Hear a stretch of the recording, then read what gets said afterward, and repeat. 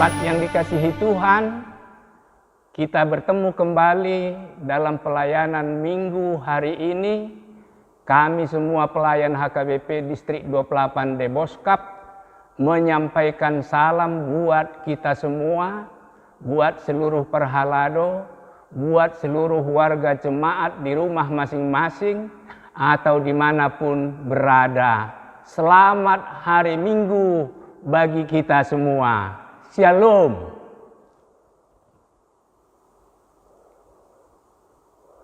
Kita akan mendengarkan firman Tuhan dari kitab Mazmur 42 ayat 1 sampai ayat 6. Sebelumnya kita berdoa. Damai sejahtera Allah yang melampaui segala akal, itulah kiranya menyertai kita di dalam nama Yesus Kristus Tuhan kita. Amin. Saya bacakan firman Tuhan dari Mazmur 42 ayat 1 sampai ayat 6. Untuk pemimpin biduan, nyanyian pengajaran Bani Korah. Seperti rusa yang merindukan sungai yang berair, demikianlah jiwaku merindukan Engkau ya Allah. Jiwaku haus kepada Allah yang hidup. Bilakah aku boleh datang melihat Allah? Air mataku menjadi makananku siang dan malam, karena sepanjang hari orang berkata kepadaku, di mana Allahmu? Inilah yang hendak ku ingat, sementara jiwaku gundah gulana. Bagaimana aku berjalan maju dalam kepadatan manusia, mendahului mereka melangkah ke rumah Allah dengan suara sorak-sorai dan nyanyian syukur dalam keramaian orang-orang yang mengadakan perayaan. Mengapa engkau tertekan, hai jiwaku, dan gelisah di dalam diriku? Berharaplah kepada Allah, sebab aku akan bersyukur lagi kepadanya. Pertolonganku, penolongku, dan Allahku. Demikian pembacaan firman Tuhan. Jemaat yang dikasihi oleh Kristus, topik yang akan kita dengarkan pada minggu hari ini berbicara tentang jiwa manusia yang haus kepada Tuhan. Jemaat yang dikasihi Tuhan, bagaimanakah ciri hidup? Bagaimanakah sikap hidup jika seseorang haus kepada Tuhan?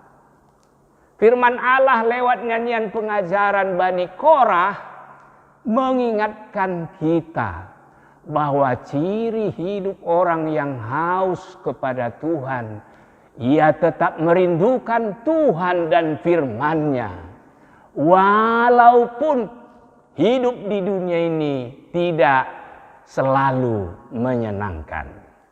Bapak, Ibu, saudara-saudaraku yang dikasihi oleh Tuhan, jika sesaat kita merenungkan sejarah perjalanan hidup kita selaku umat Tuhan, benar bahwa hidup kita di dunia ini tidaklah selalu menyenangkan.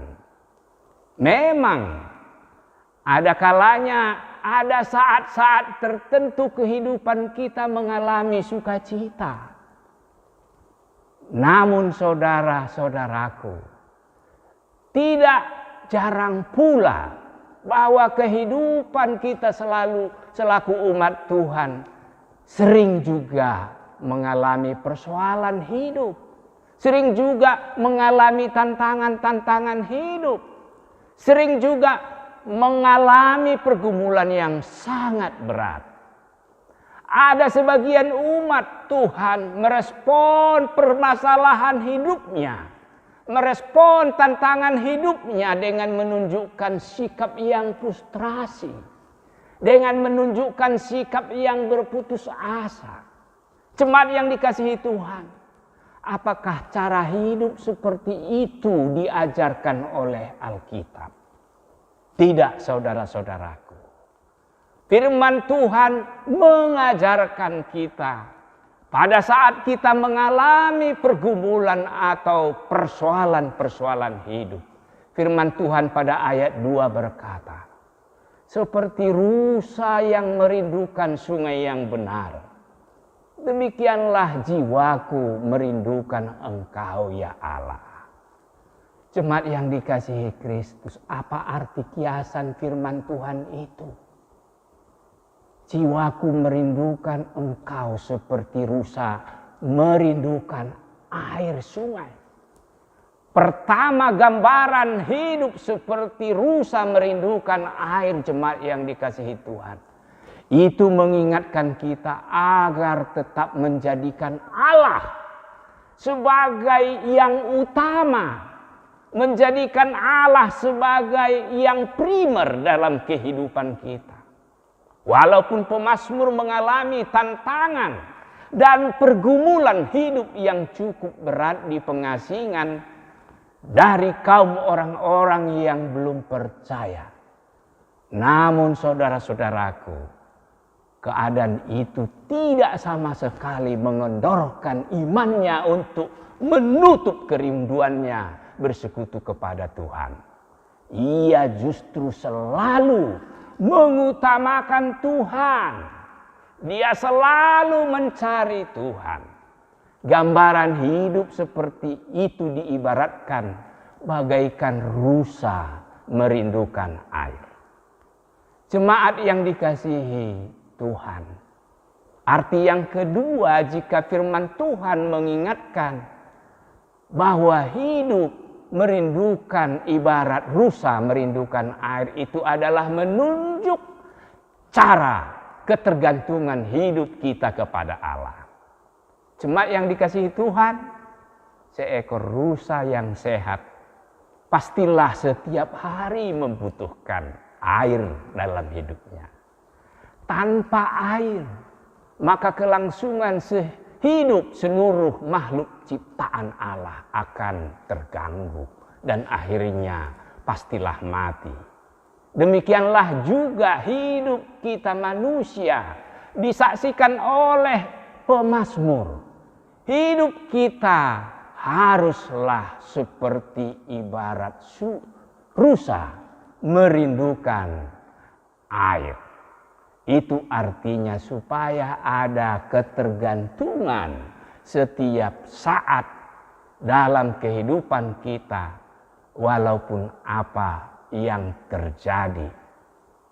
Jemaat yang dikasihi oleh Kristus, firman ini tentu memiliki tujuan. Kenapa kita harus diingatkan mencari Tuhan, merindukan Tuhan seperti rusa merindukan air? Tentu itu memiliki makna dan tujuan supaya iman kita tetap kokoh, supaya iman kita tetap tangguh, supaya iman kita tetap bergantung kepada Allah di setiap keadaan. Jemaat yang dikasihi oleh Tuhan, cara hidup seperti kesaksian pemazmur itu perlulah kita teladani. Kita harus bergantung pada kuasa pertolongan Tuhan. Kita harus di setiap keadaan mengandalkan Tuhan. Kita selalu harus mencari Tuhan dalam persoalan apapun. Kita harus giat dan berhikmat. Seperti rusa terus merindukan aliran sungai yang berair. Kenapa? Tidak merindukan sungai yang tidak berair, saudara-saudaraku. Kenapa? Sebab hanya di tempat sungai yang berairlah setiap dahaga umat manusia dapat dipuaskan, dapat terobati. Allah adalah sumber air kehidupan itu. Carilah Dia. Pergilah kepadanya. Itulah yang diajarkan oleh firman Tuhan pada minggu hari ini. Pada ayat ketiga firman-Nya berkata, jiwaku haus kepada Allah yang hidup. Jelas sekali terungkap kesaksian iman dan kerinduan hati pemazmur itu. Di tengah kesulitan hidup, jiwanya tetap merindukan Allah. Hidupnya terus bergantung kepada Allah. Pemazmur tidak berdiam diri atau konyol. Ia tidak bersikap pasif atau hanya bersikap cuek terhadap permasalahan hidupnya. Tetapi ia tetap berharap kepada pertolongan Allah dan keselamatan dari Allah. Jemaat yang dikasihi oleh Kristus, cara hidup seperti kesaksian pemazmur itu perlu kita teladani, perlu kita refleksikan. Kita harus bergantung kepada Allah. Kita harus senantiasa memohon pertolongan Allah dalam persoalan apapun. Bahkan di saat bangsa-bangsa di dunia berjuang bersama pemerintah untuk memutus mata rantai penularan virus COVID-19. Janganlah kita sekali-sekali bersikap cuek saja. Jangan sekali-sekali mengandalkan, oh aku ini sehat. Oh saya punya kemampuan mengatasinya. Tetapi andalkanlah kuasa dan pertolongan Tuhan. Supaya kamu jangan bimbang. Jangan pernah berhenti. Jangan pernah stop bersekutu dengan Allah. Tetaplah baca firman Tuhan. Tetaplah cari Tuhan. Tetaplah beribadah walaupun hanya sebatas di rumah saja. Tetaplah berdoa kepada Tuhan. Tetaplah membaca firman-Nya. Itulah salah satu ciri hidup orang yang jiwanya haus kepada Tuhan. Sebagaimana pemazmur Gambar. Tujuannya tentu supaya iman kita kokoh. Iman kita tangguh. Kita tetap tegar di tengah-tengah tantangan apapun. Jemaat yang dikasihi oleh Kristus, selanjutnya firman Tuhan mengingatkan kita pada bagian yang kedua, bahwa air mata dan tangisan manusia tidak akan pernah menyelesaikan persoalan hidup kita. Pergumulan rangkap pemazmur digambarkan pada ayat 4. Air mataku menjadi makananku siang dan malam. Oh, luar biasa penderitaan yang dialami pemazmur, jemaat yang dikasihi Tuhan. Kisah itu pastilah menunjuk kepada situasi dan keadaan yang dialami oleh pemazmur pada saat itu. Ada pergumulan hebat.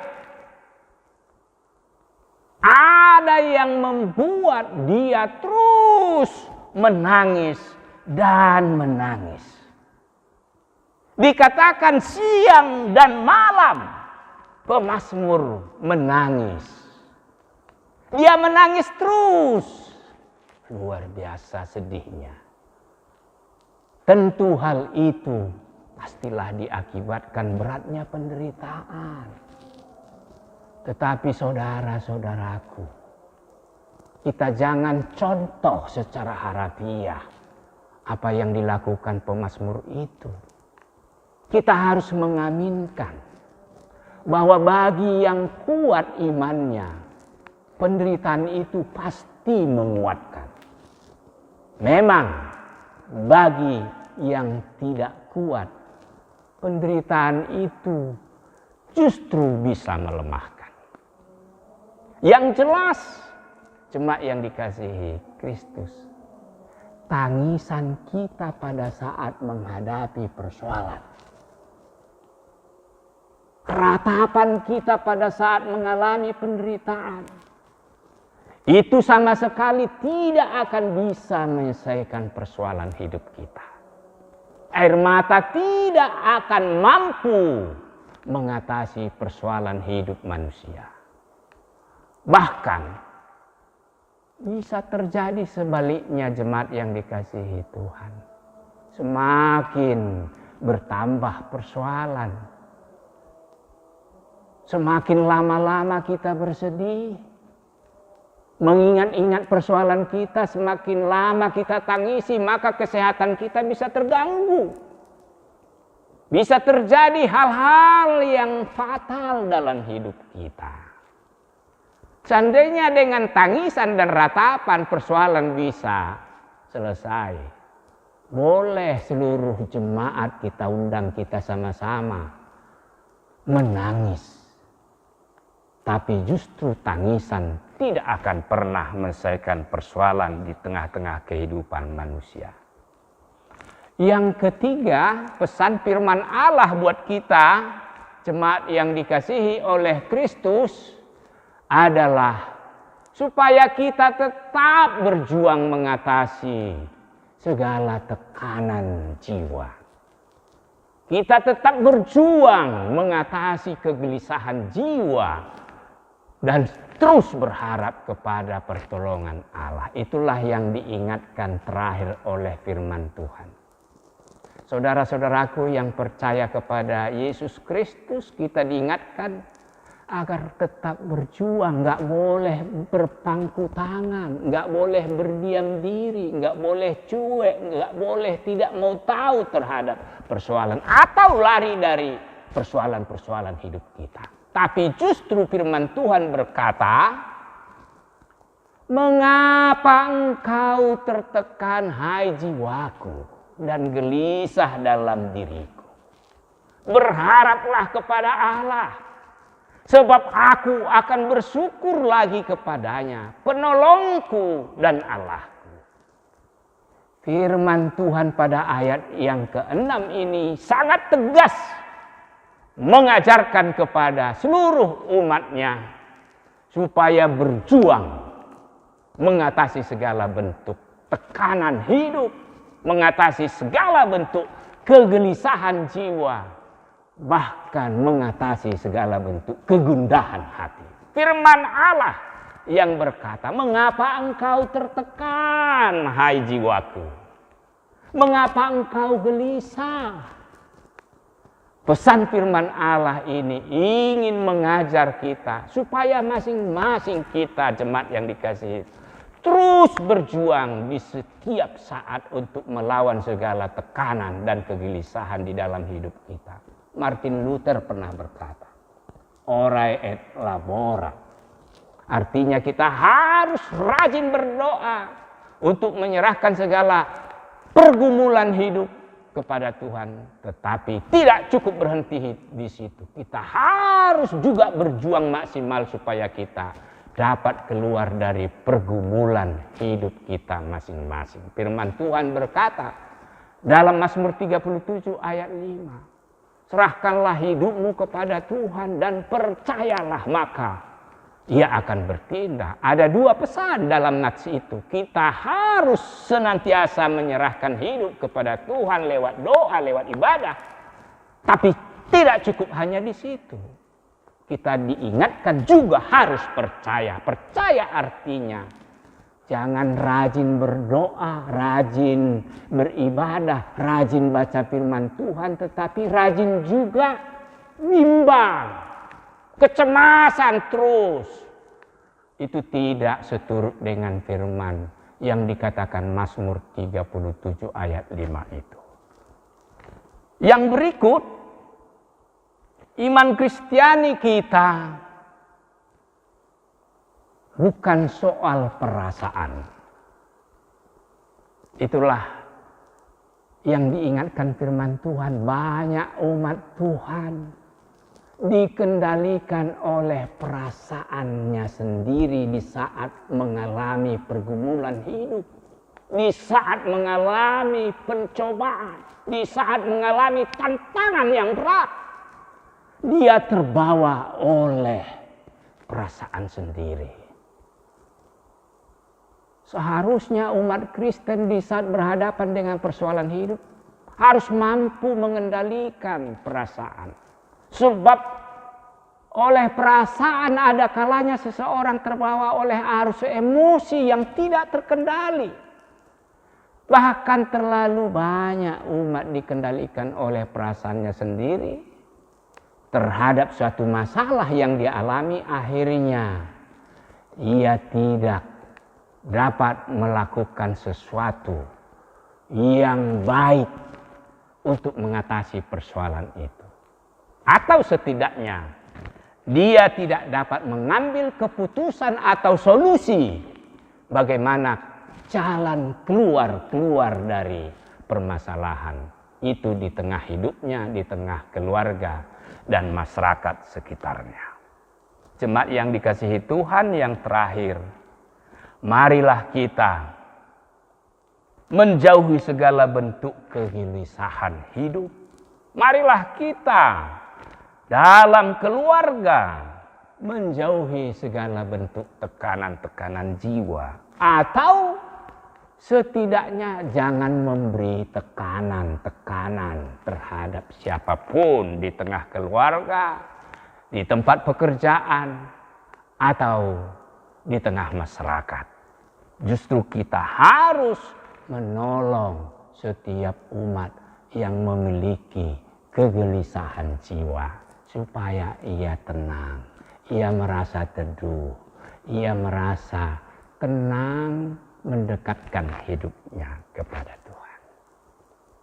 Amin. Mari kita berdoa.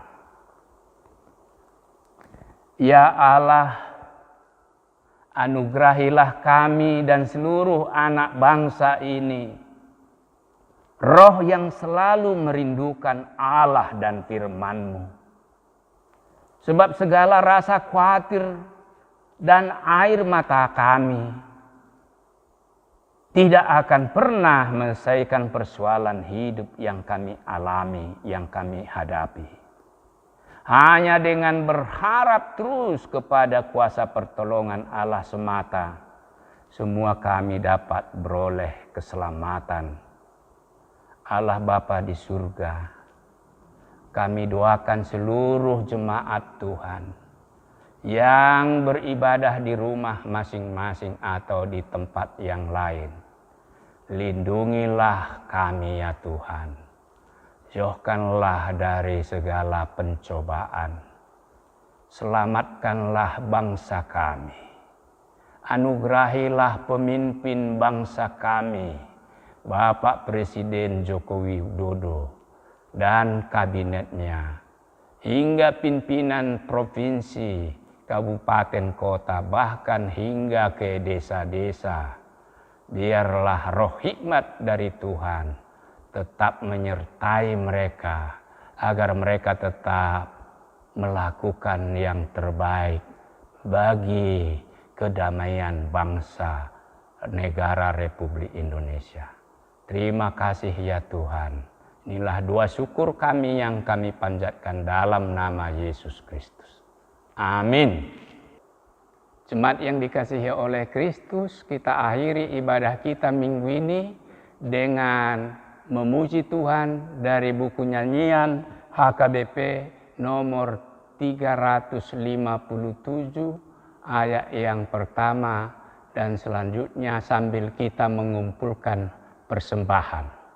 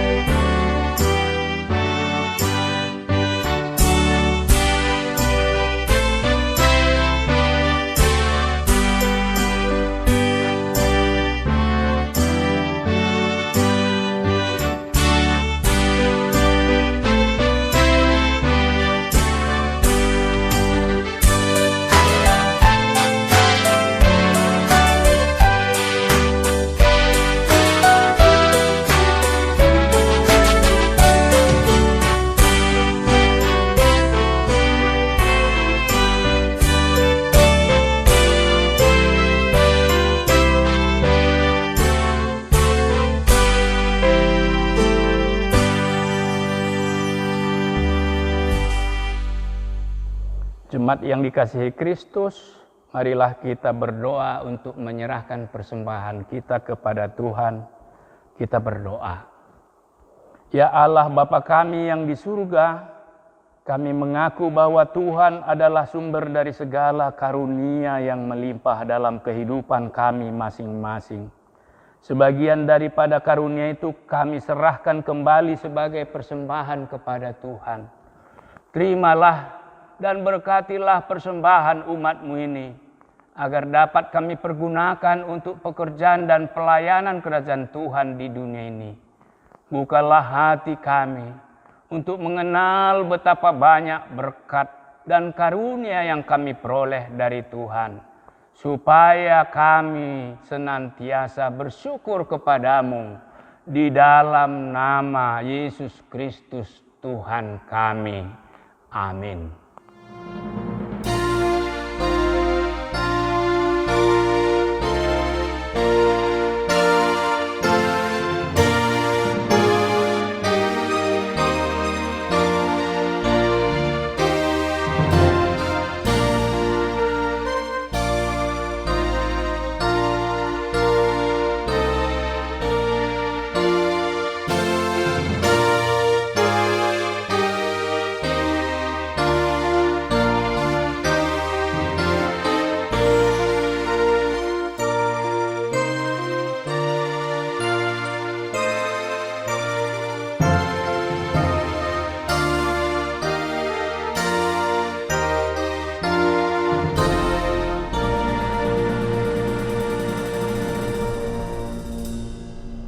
Bapa kami yang di surga, dikuduskanlah namamu, datanglah kerajaanmu, jadilah kehendak-Mu di bumi seperti di surga. Berikanlah kami pada hari ini makanan kami yang secukupnya, dan ampunilah kami akan kesalahan kami, seperti kami juga telah mengampuni orang yang bersalah kepada kami. Dan janganlah membawa kami ke dalam pencobaan, tetapi lepaskanlah kami daripada yang jahat.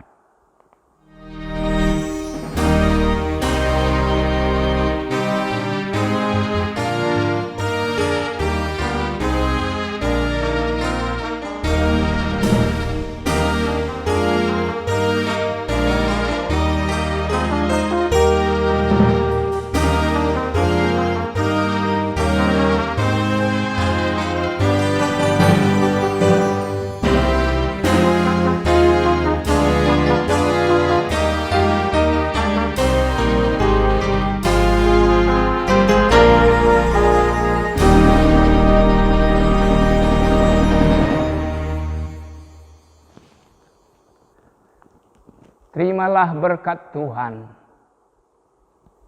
Tuhan memberkati dan melindungi engkau.